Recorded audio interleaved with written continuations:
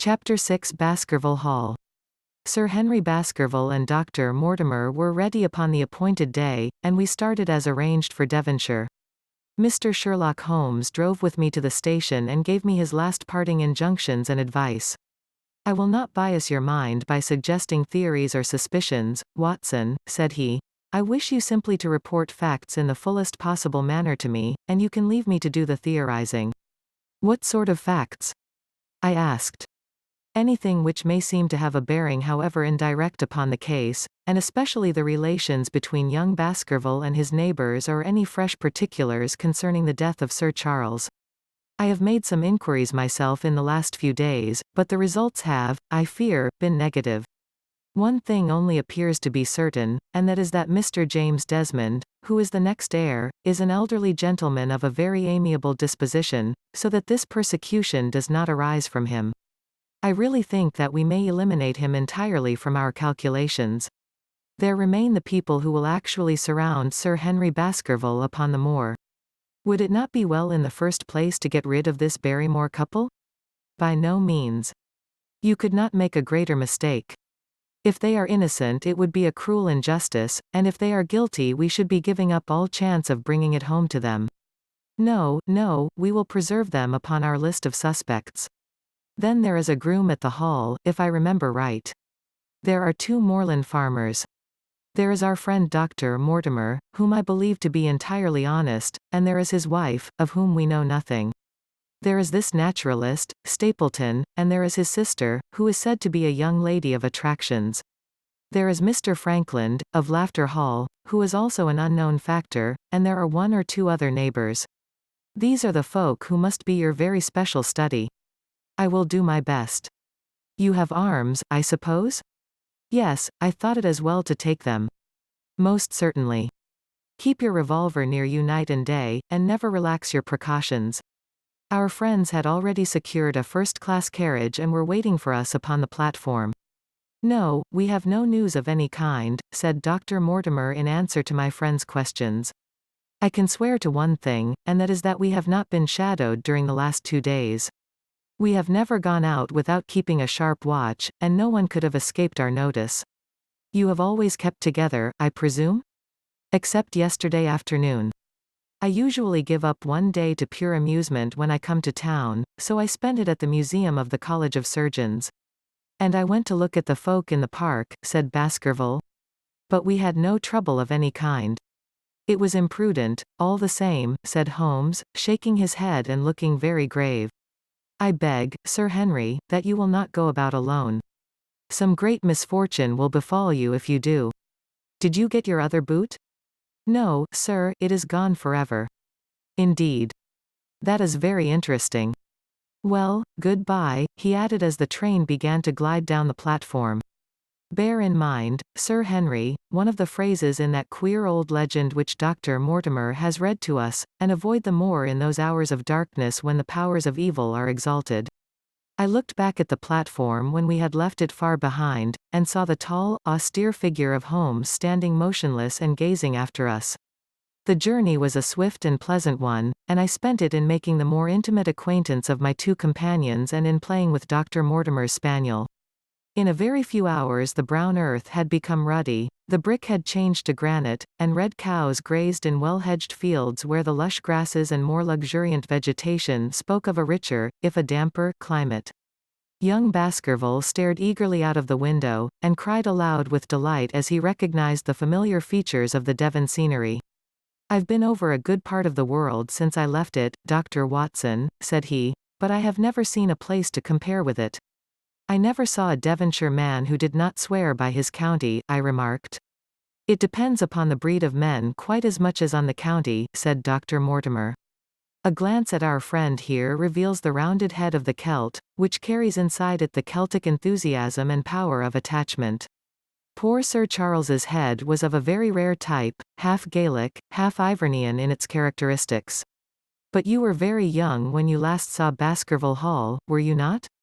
"I was a boy in my teens at the time of my father's death, and had never seen the Hall, for he lived in a little cottage on the south coast. Thence I went straight to a friend in America. I tell you it is all as new to me as it is to Dr. Watson, and I'm as keen as possible to see the moor. Are you? Then your wish is easily granted, for there is your first sight of the moor, said Dr. Mortimer, pointing out of the carriage window. Over the green squares of the fields and the low curve of a wood there rose in the distance a grey, melancholy hill, with a strange jagged summit, dim and vague in the distance, like some fantastic landscape in a dream. Baskerville sat for a long time, his eyes fixed upon it, and I read upon his eager face how much it meant to him, this first sight of that strange spot where the men of his blood had held sway so long and left their mark so deep. There he sat, with his tweed suit and his American accent, in the corner of a prosaic railway carriage, and yet as I looked at his dark and expressive face I felt more than ever how true a descendant he was of that long line of high-blooded, fiery, and masterful men. There were pride, valor, and strength in his thick brows, his sensitive nostrils, and his large hazel eyes. If on that forbidding moor a difficult and dangerous quest should lie before us, this was at least a comrade for whom one might venture to take a risk with the certainty that he would bravely share it. The train pulled up at a small wayside station and we all descended. Outside, beyond the low, white fence, a wagonette with a pair of cobs was waiting. Our coming was evidently a great event, for station master and porters clustered round us to carry out our luggage. It was a sweet, simple country spot, but I was surprised to observe that by the gate there stood two soldierly men in dark uniforms, who leaned upon their short rifles and glanced keenly at us as we passed. The coachman, a hard-faced, gnarled little fellow, saluted Sir Henry Baskerville, and in a few minutes we were flying swiftly down the broad, white road. Rolling pasture lands curved upward on either side of us, and old gabled houses peeped out from amid the thick green foliage, but behind the peaceful and sunlit countryside there rose ever, dark against the evening sky, the long, gloomy curve of the moor, broken by the jagged and sinister hills. The wagonette swung round into a side road, and we curved upward through deep lanes worn by centuries of wheels, high banks on either side, heavy with dripping moss and fleshy hart's-tongue ferns. Bronzing bracken and mottled bramble gleamed in the light of the sinking sun.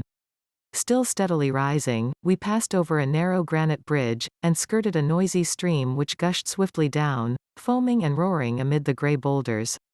Both road and stream wound up through a valley dense with scrub oak and fir.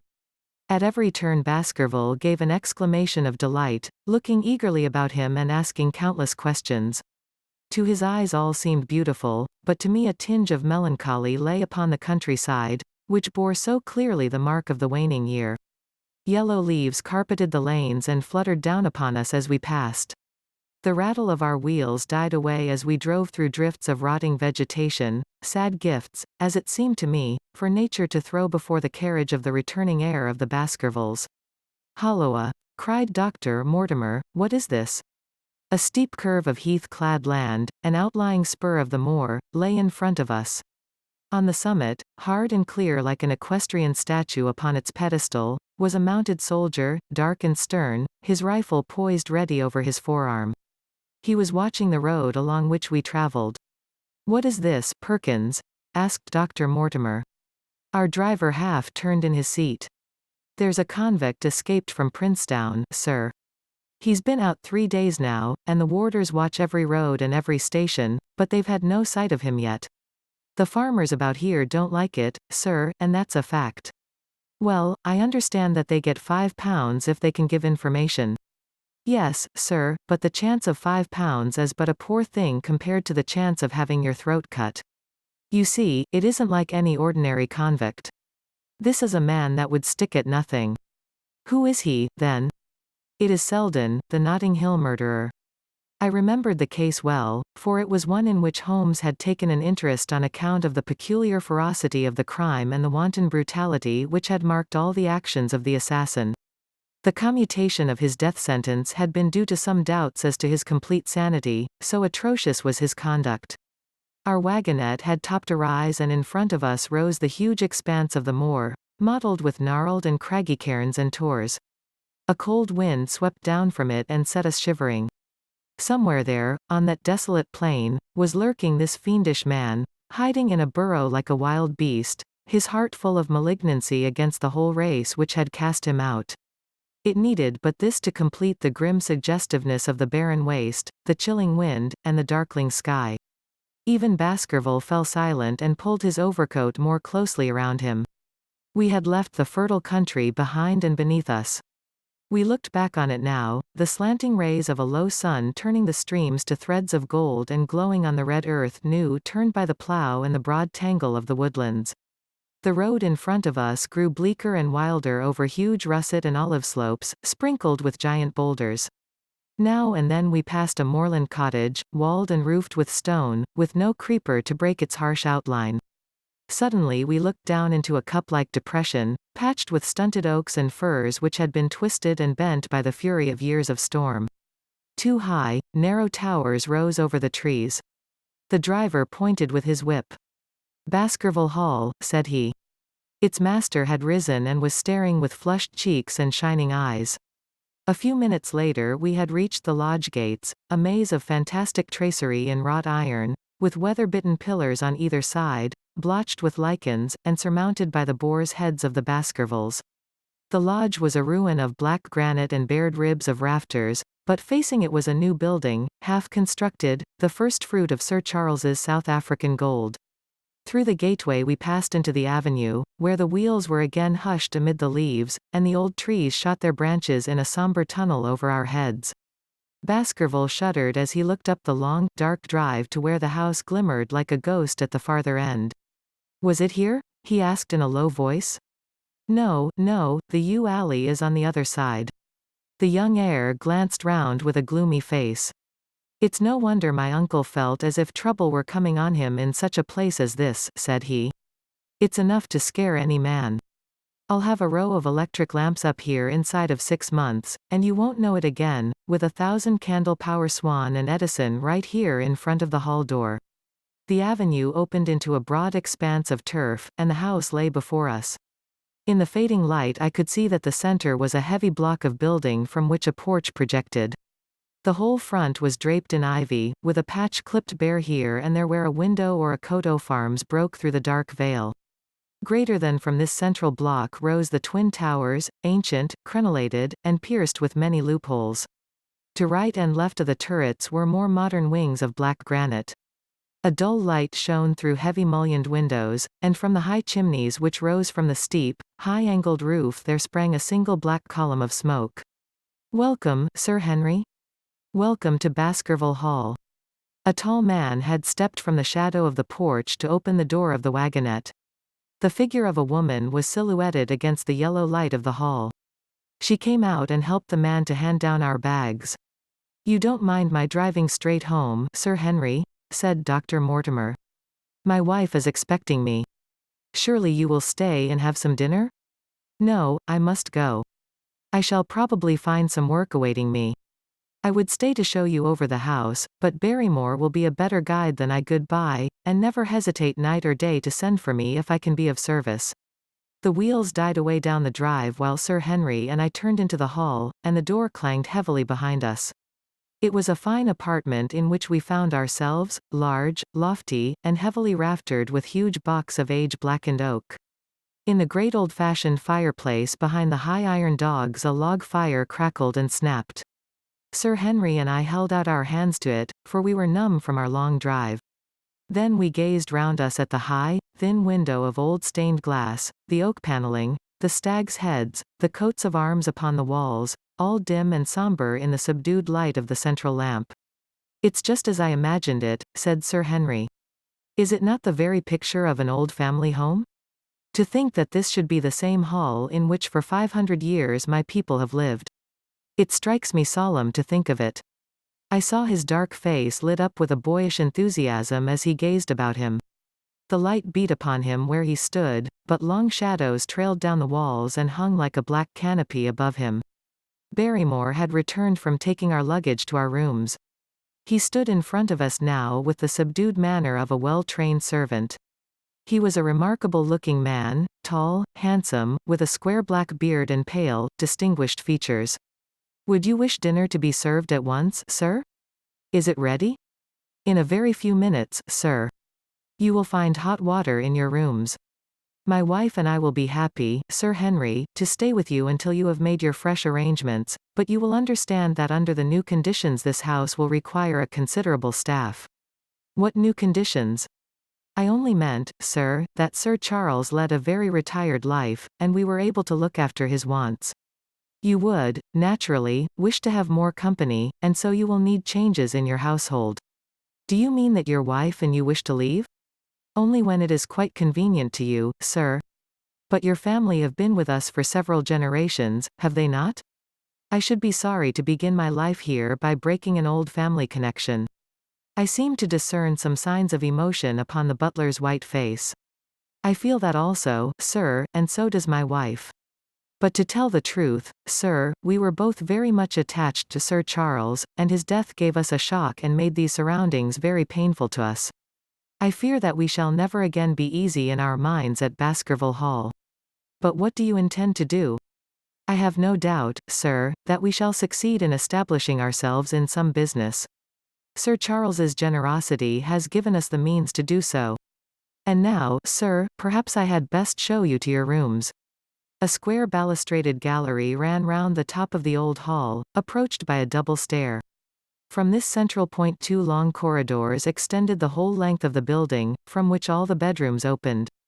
My own was in the same wing as Baskerville's and almost next door to it.